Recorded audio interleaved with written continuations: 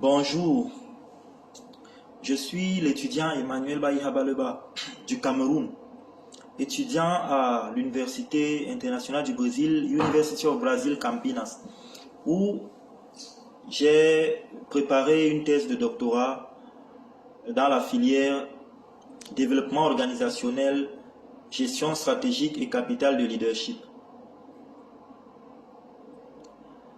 Mon sujet de thèse a été les avantages de la digitalisation dans le management des ports maritimes, où il était question pour moi de mener des recherches au niveau d'un port autonome au Cameroun. Il s'agissait du port autonome de Kribi, pour ressortir les avantages de l'utilisation des outils digitaux dans la performance du port en question et par la suite proposer une stratégie de digitalisation qui puisse être appliquée dans un contexte camerounais.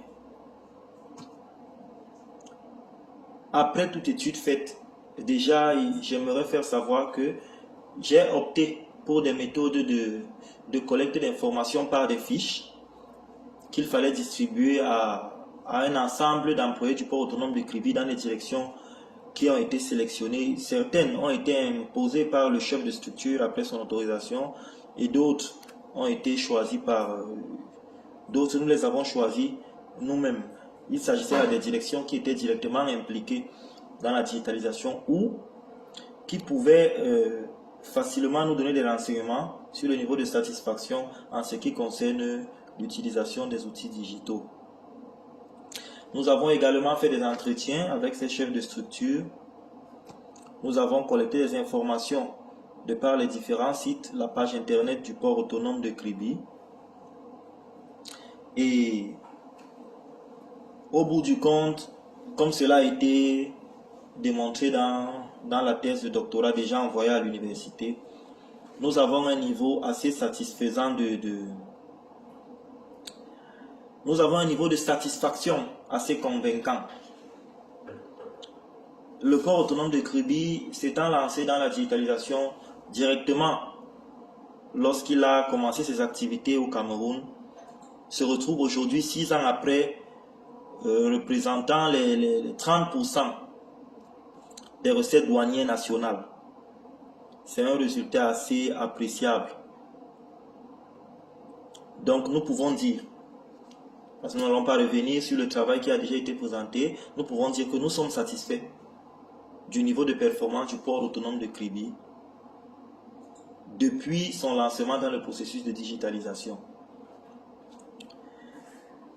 Mais il était aussi important de parler de certains aspects qui allaient nous permettre de ressortir les implications pratiques et surtout les importances stratégiques, l'importance stratégique de la digitalisation des ports maritimes. Donc nous parlons là d'une étude de marché. Donc il faut impérativement parler du marché. Il faut parler du financement de notre projet, parler du retour sur investissement et surtout des avantages concurrentiels s'il faut faire une comparaison avec les autres ports camerounais. Déjà, en ce qui concerne le marché, nous pouvons dire que le marché de la digitalisation au Cameroun est assez propice. Parce que depuis quelques années, il y a une certaine prise de conscience au niveau des organismes gouvernementaux, au niveau des organisations privées, des entreprises. Une prise de conscience par rapport au niveau d'évolution du monde de la mondialisation et de l'importance que la digitalisation a aujourd'hui dans le monde. Bon, le gouvernement camerounais prend depuis quelques années des dispositions pour digitaliser l'ensemble de ces procédures dans tous ces systèmes administratifs, dans tous les systèmes administratifs de l'étendue du territoire camerounais. Il est mis en place des projets de digitalisation. Ça déjà, c'est un avantage parce que ça permet de démontrer que les Camerounais sont particulièrement intéressés par les produits digitaux. Nous pouvons l'observer, nous avons des banques. Aujourd'hui, presque toutes les banques au Cameroun utilisent des Nous parlons de banque digitale, c'est-à-dire des logiciels qui nous permettent d'avoir accès à nos comptes directement à partir de nos téléphones. Nous avons des développements des solutions telles que des programmes qui permettent de mettre en liaison des patients et des donneurs de sang. Nous avons un plan de digitalisation, un plan de numérisation du Cameroun qui est déjà acté par le gouvernement camerounais. Vous pouvez même le constater lorsque vous ferez par exemple des recherches sur la page internet du ministère de l'Enseignement supérieur du Cameroun. Désormais, il y a la mention CAP sur le numérique universitaire. Cela veut dire que même au niveau de l'enseignement, il y a un engagement ferme de l'État pour pouvoir booster les étudiants à s'engager dans l'utilisation des outils digitaux. Nous avons le cabinet Africa Tech qui a eu à mener des études avec des chiffres qui nous sont revenus, qui sont des chiffres assez satisfaisants. De 2010 à 2018, nous sommes quittés de 4,3% à 35% du taux de pénétration des jeunes à Internet. Ça, c'est appréciable. Nous avons 51% des abonnés. Nous avons 14% de l'utilisation des outils du réseau 2G. Nous avons 59% pour le réseau 3G. Nous avons 24% pour le réseau 4G et 3% pour le réseau 5G. C'est vrai, la digitalisation au Cameroun n'est pas encore... Nous ne sommes pas encore en plein dans la digitalisation, mais la prise de conscience est déjà là. Nous avons, comme nous sommes un pays en voie de développement, nous avons de nombreuses entreprises. Nous avons de nombreuses entreprises qui aujourd'hui ont besoin de se digitaliser. Donc nous, à notre niveau, en tant que leader manager, nous sommes encore en formation, donc en tant que futur leader manager, il est question pour nous de prendre conscience de tous ces éléments, que ce soit je parle du développement durable, l'écologisation, que ce soit la décentralisation, mais surtout la digitalisation, c'est-à-dire tous ces éléments, tous ces éléments qui peuvent garantir une évolution, une amélioration de la performance des entreprises. Nous devons en prendre conscience pour pouvoir motiver, booster les entreprises, booster les organismes gouvernementaux pour faciliter l'adoption de ces nouvelles technologies, l'adoption de cette nouvelle méthode de gestion d'entreprise, de cette nouvelle culture d'entreprise dans des pays comme les nôtres qui sont encore en voie de développement. Donc, nous pouvons dire que le marché camerounais est assez propice à la digitalisation. Il est assez vaste, assez ouvert et assez propice. En dehors du marché, nous avons effectivement le financement du marché. Ça, c'est un aspect extrêmement important. Nous avons plusieurs méthodes de financement, nous avons plusieurs stratégies que nous pouvons mettre en place pour financer un projet de digitalisation, parmi lesquels nous pouvons avoir les subventions, nous avons des prêts professionnels, nous avons les financements participatifs, nous avons l'autofinancement qui est très important, et nous avons aussi les levées de fonds. Mais, puisque nous sommes en train de parler du domaine maritime, du domaine portuaire, au Cameroun, tous les ports autonomes sont des personnes morales qui appartiennent à l'État du Cameroun, où l'État est unique actionnaire. Ce sont des sociétés publiques. Je parle là des ports autonomes parce que ici, nous avons par exemple le port de Douala, qui est géré par le port autonome de Douala. Nous avons le port de Kribi, gérés par le port autonome de Kribi. Nous avons le port autonome de Limbe, nous avons le port autonome de Garoua. Ce sont des organismes, ce sont des entreprises totalement publiques. Donc autonomes dans la gestion et dans les financements. C'est la raison pour laquelle le moyen de financement le plus adapté est l'autofinancement. C'est-à-dire qu'un financement qui se fera sur fonds propres de l'entreprise. Ça, c'est pour le cas des ports autonomes. Nous pensons que c'est aussi le cas des autres entreprises. Cela devrait être la stratégie idéale d'autofinancer sa digitalisation. Déjà parce qu'il ne sera pas question de partager les bénéfices de cette digitalisation avec une autre structure. Ce ne serait pas stratégique pour un port qui se veut autonome. Donc, le financement se fera sur fonds propres. Et nous avons la répartition du budget qui se fera à chaque étape de la mise en œuvre du plan de digitalisation préalablement adopté.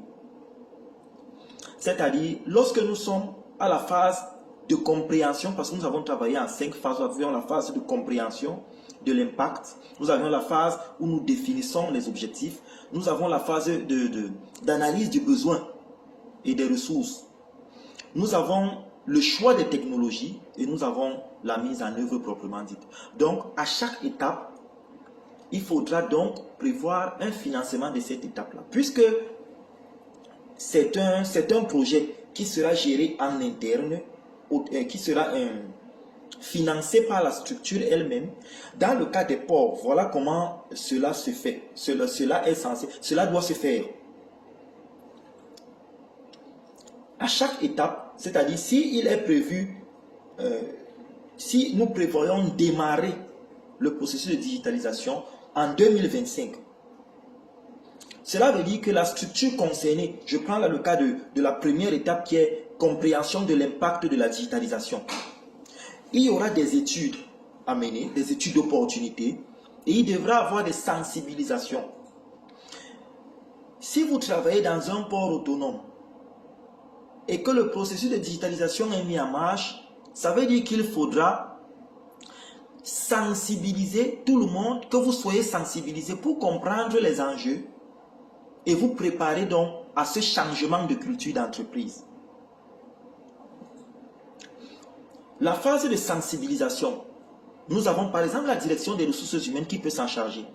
Elle peut décider de le faire elle-même si elle a les ressources humaines nécessaires, ou alors faire passer en bon de commande spécial ou en marché à une expertise extérieure. Mais cela sera financé par le port autonome de Kribi, donc il faudra prévoir cela dans le plan d'action de la structure du port autonome qui est directement concerné par cette étape-là de la mise en œuvre. Ça veut dire qu'en établissant le plan d'action de l'année 2025, la direction des ressources humaines devra prévoir un budget pour la sensibilisation du personnel en vue de préparer l'arrivée des nouvelles solutions, de ces nouvelles solutions digitales. Et à chaque étape, il faudra donc que chaque structure, les structures concernées, nous parlons aussi, il y a la direction des systèmes d'information, qui devra se préparer en conséquence, prévoir un budget pour la phase d'implémentation, parce qu'ils sont ceux qui sont directement concernés par cette question de digitalisation. Prévoir donc un budget, et cela se fera donc de façon progressive avec chaque intervenant. Voilà comment le budget sera réparti.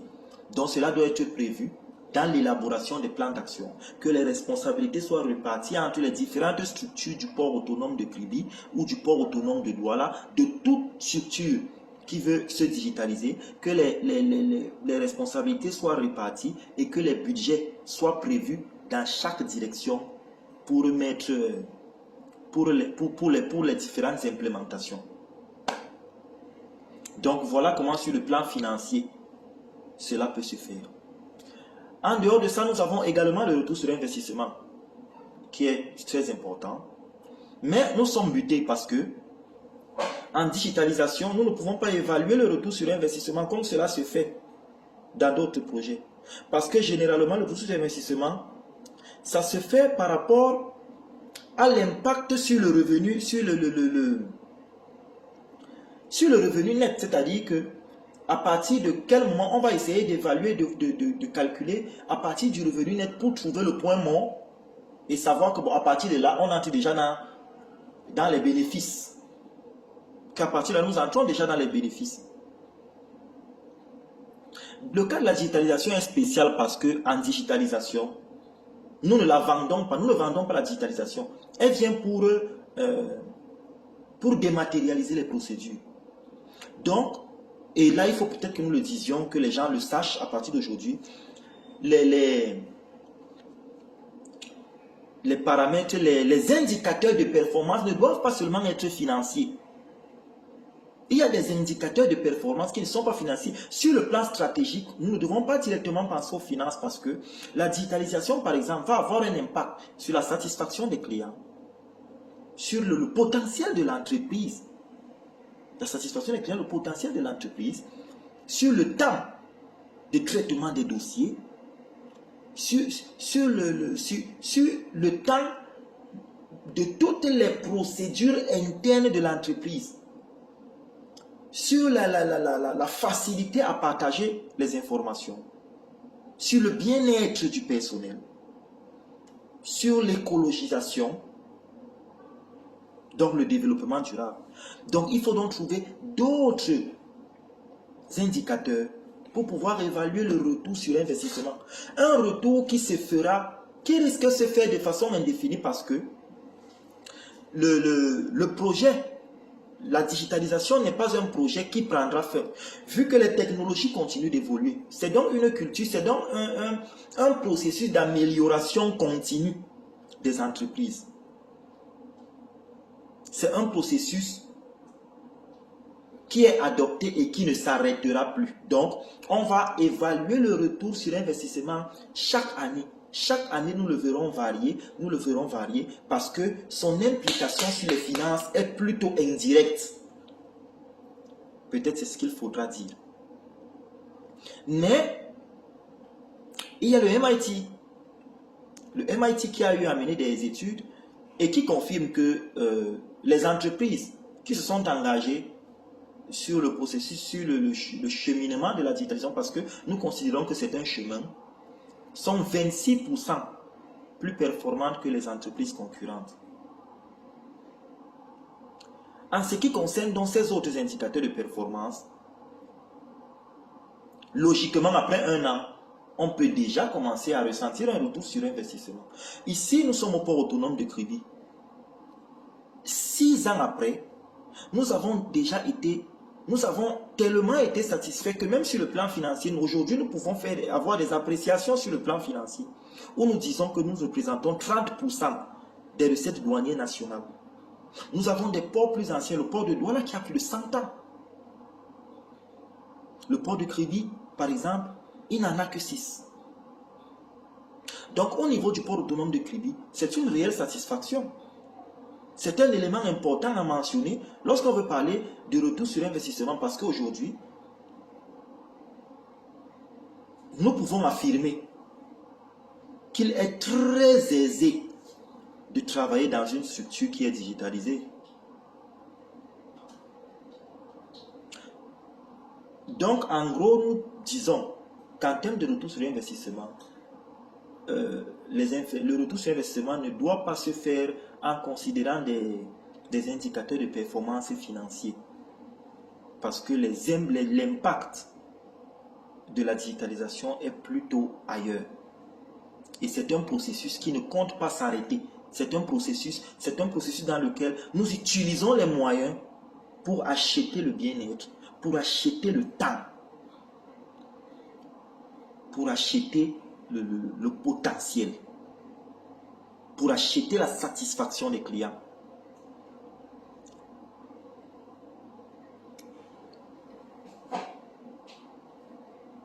Ayant parlé de ces trois aspects-là, de ces trois éléments-là, je parle du marché, du financement et du retour sur investissement.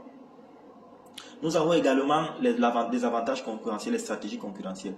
Donc, il faut savoir que les stratégies concurrentielles sont les suivantes. Ici, au Cameroun, par exemple, le seul port autonome qui est fièrement ancré dans la digitalisation, c'est le port autonome de Kribi. Et sur le plan concurrentiel, nous avons fait ce constat. Au Cameroun, par exemple, les dédouanements des conteneurs, ça prenait du temps. Il fallait attendre peut-être 2 semaines avec les procédures pour pouvoir dédouaner un conteneur. Par contre, au port de Kribi, avec la digitalisation, le conteneur qui est dédouané, par exemple, après 1 semaine, qui est sorti du port de Douala après 2 semaines, au port de Kribi, c'est fait en 3 jours.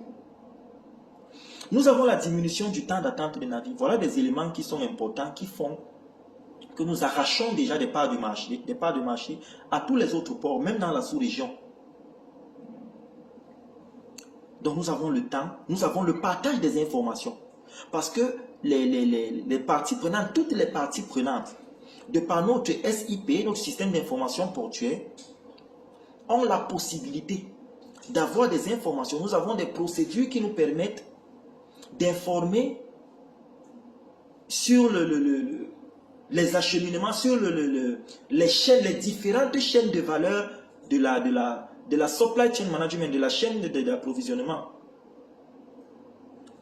de la chaîne d'approvisionnement, de notre logistique, que ce soit en interne ou que ce soit des processus internes ou que ce soit des processus des relations entre les différents ports autonomes, entre les différents États. Nous avons désormais les moyens de faire suivre les marchandises de façon digitale. Et la dématérialisation des procédures fait que les différents clients sont plus orientés vers le port autonome de Kribi parce qu'effectivement, nous leur garantissons déjà de la sécurité. Il y a de la sécurité parce que nous avons dans le processus de digitalisation du port autonome de Kribi, il y a l'aspect sécuritaire, il y a la réduction des temps d'attente des navires, comme je l'ai déjà mentionné. Il y a la réduction des temps dans toutes les procédures. Et naturellement, ça engendre aussi la réduction des coûts. Ça engendre la réduction des coûts. Ça rend le port autonome de Kribi compétitif et moderne. Moderne et surtout compétitif. Donc, ayant balayé ces différents points-là, qui sont des points qu'il fallait impérativement aborder pour essayer de compléter, je ne dirais pas compléter, le travail qui a été fait dans la thèse qui a été rédigée, mais pour apporter un certain nombre d'éclaircies, s'il fallait nous engager actuellement dans un processus de digitalisation d'entreprise. Donc je parle des implications pratiques et de l'importance stratégique. Donc nous vous remercions et continuons de dire que en tant que futur leader manager, parce que la thèse que nous avons eu le parcours que nous avons eu à l'Université du Brésil, l'Université au Brésil Campinas, c'était un parcours dans une filière de leadership, de gestion stratégique et de développement organisationnel, mais il était important de nous imprégner des